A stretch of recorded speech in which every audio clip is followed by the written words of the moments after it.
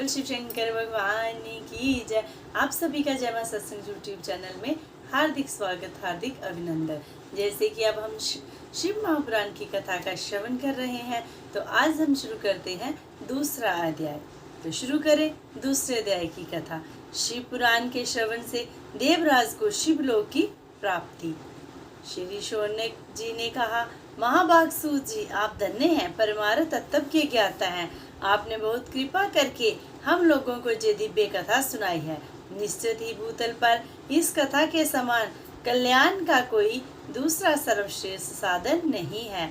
ये बात निश्चय है, आज हमने आपकी कृपा से समझ ली है। सूत जी, कलयुग में इन कथाओं के द्वारा कौन कौन से पापी शुद्ध होते हैं, उनका कृपा पूर्वक वर्णन कीजिए एवं इस जगत को कृतार्थ कीजिए। फिर सूत जी कहते हैं, मुने, जो मनुष्य पापी, दुराचारी, खल तथा काम क्रोध आदि में निरंतर लिप्त रहता है, वह मनुष्य भी शिव पुराण के श्रवण पाठन से शुद्ध हो जाते हैं। इस विषय में जानकर मुनि इस प्राचीन इतिहास का उदाहरण दिया करते हैं, जिनके श्रवण मात्र से संपूर्ण पापों का नाश हो जाता है।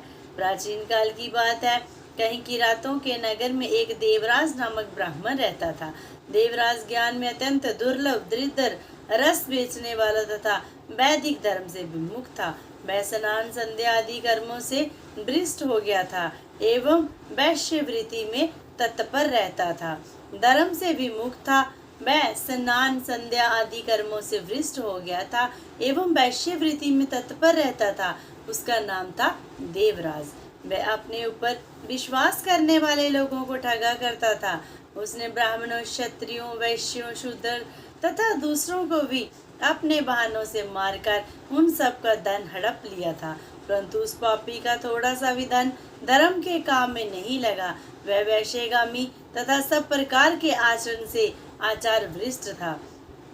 एक दिन देवराज घूमता हुआ प्रतिष्ठानपुर में जा पहुंचा। वहां पर उसने एक शिवालय देखा, जहां बहुत से साधु महात्मा एकत्र थे। देवराज उस शिवालय में ठहर गया, परंतु वहां उसे ज्वर आ गया। उस ज्वर से बहुत अधिक पीड़ा होने लगी। ज्वर में पड़ा हुआ वह ब्राह्मण के मुखारबिंद से निकली हुई उस शिव कथा को निरंतर सुनता रहा। 1 मास के बाद वह ज्वर से अत्यंत पीड़ित होकर चल बसा। उसकी मृत्यु के पश्चात जमराज के दूत आए और उसे पाशों में बांधकर बलपूर्वक जमपुरी ले गए। इतनी ही देर में शिवलोक से भगवान शिव के पार्षद गण आ गए। उनके गौर अंग कर्पूर के समान उज्जवल थे, हाथ त्रिशूल से सुशोभित थे। उनके संपूर्ण अंग भस्म से चमक रहे थे तथा रुद्राक्ष की मालाएं उनके शरीर की शोभा बढ़ा रही थी। वे सभी क्रोध पूर्वक जमपुरी गए और जमराज के दूतों को मार पीट कर बारंबार धमकाकर उनको देवराज को उनके चंगुल से छुड़ा लिया। अत्यंत अद्भुत विमान पर बैठाकर जब जे शिवदूत कैलाश जाने को उद्बत हुए, उस समय जमपुरी में भारी कोलाहल मच गया। उस कोलाहल को सुनकर धर्मराज अपने भवन से बाहर आए। साक्षात दूसरे रुद्रों के समान प्रतीत होने वाले उन 4 दूतों को देखकर धर्मज्ञ धर्मराज ने उनका पूजन किया और अपनी ज्ञान दृष्टि से बस देखकर ही सारा वृत्तांत जान लिया।